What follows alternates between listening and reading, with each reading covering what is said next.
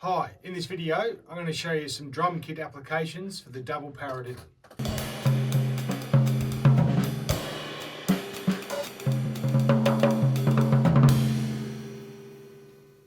Okay, so the double paradiddle is like a 6-note pattern. We can think about it as in 3/4 or in 6/8, and it goes like this.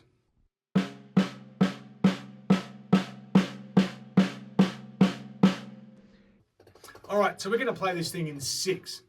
So if we're going to play in 6/8, we're going to have 2 main pulses for 3 notes. It's called compound time. So you're thinking about a dotted crotchet as your pulse and fitting 3 eighth notes, if you like, into one of those pulses. In 6, it sounds like this.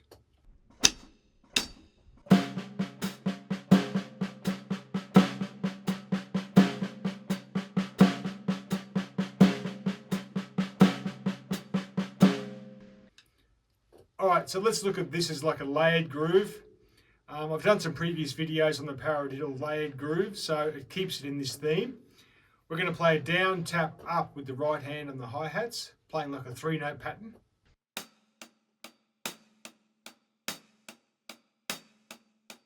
And the double paradiddle pattern will be shared between bass drum and snare. So every right hand of the double paradiddle will be a bass drum, every left hand will be the snare drum.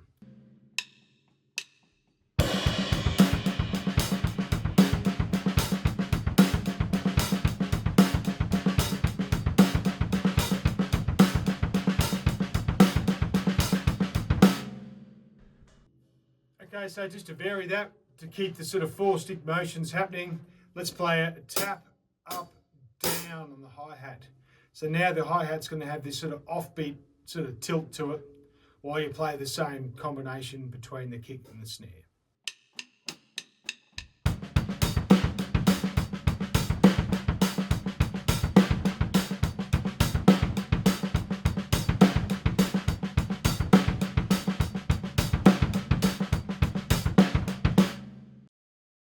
Okay, so I just want to show you a couple of ways that I use it in like a swing or jazz feel.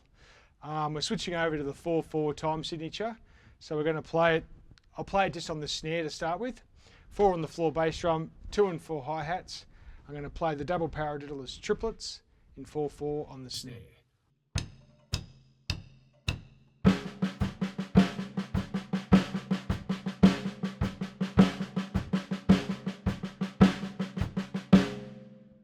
Alright, so now we want to bring out the rhythm of each hand and use it as like a individual rhythm to comp or sort of play a snare drum figure underneath a swing feel. So let's just determine what those individual rhythms are.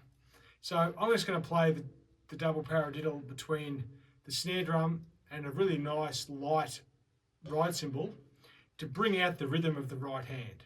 Okay, and then we'll just have a look at what that rhythm is.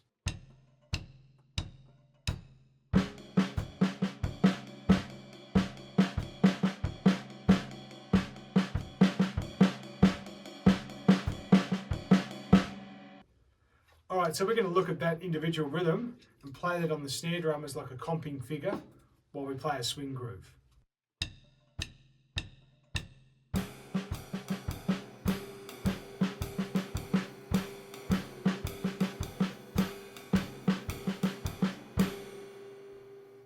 Bit faster.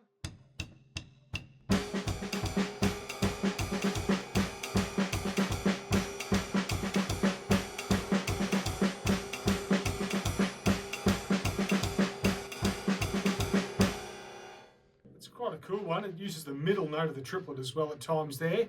So it's a bit more complex as far as a triplet rhythm goes, but playing this double paradiddle over and over again, you start to hear that rhythm within. So once you get used to that, you might want to explore different shapes on the drums while you keep that swing feel going. I'll practice sort of going up and down between snare and first, go across, go diagonally down, between first tom and floor tom. You can go clockwise, anti-clockwise. There's a whole world there to look at. Just keep that same rhythm going though and see what you can improvise around.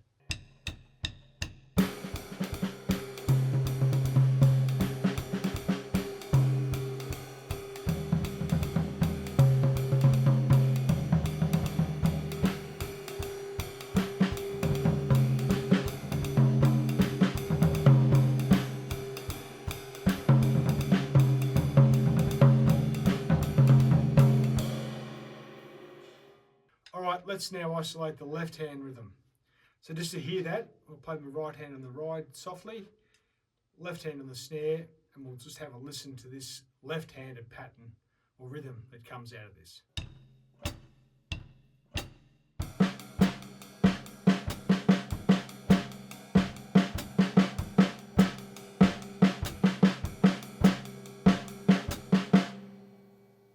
Okay, so that's the rhythm that we're going to use now as our left-hand comping pattern or figure while we play a swing feel.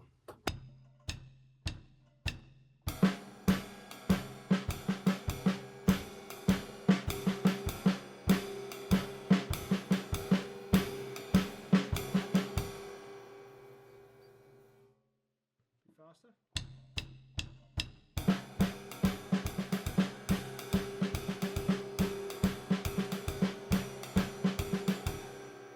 So it's cool, hey, because you already know the figure if you've played the double paradiddle lots.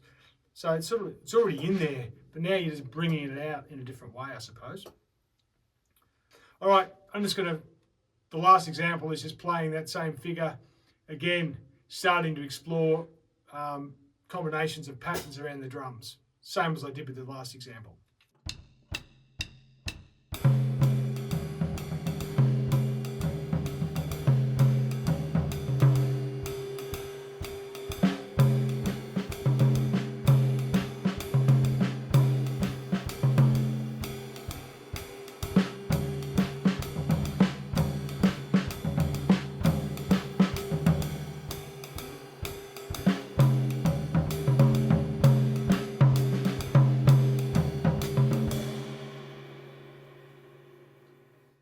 All right, I'll play it a little bit faster now and combine those two rhythms together. And I like to, if I'm improvising or playing this at a faster tempo, it'll just be like fragments of these ideas. It feels like some of these stuff's exercises, and then if you sort of are grooving it at sort of a bit of a faster tempo and trying to find ideas for the left hand, you can draw on these sort of double paradiddle ideas. All right, here we go.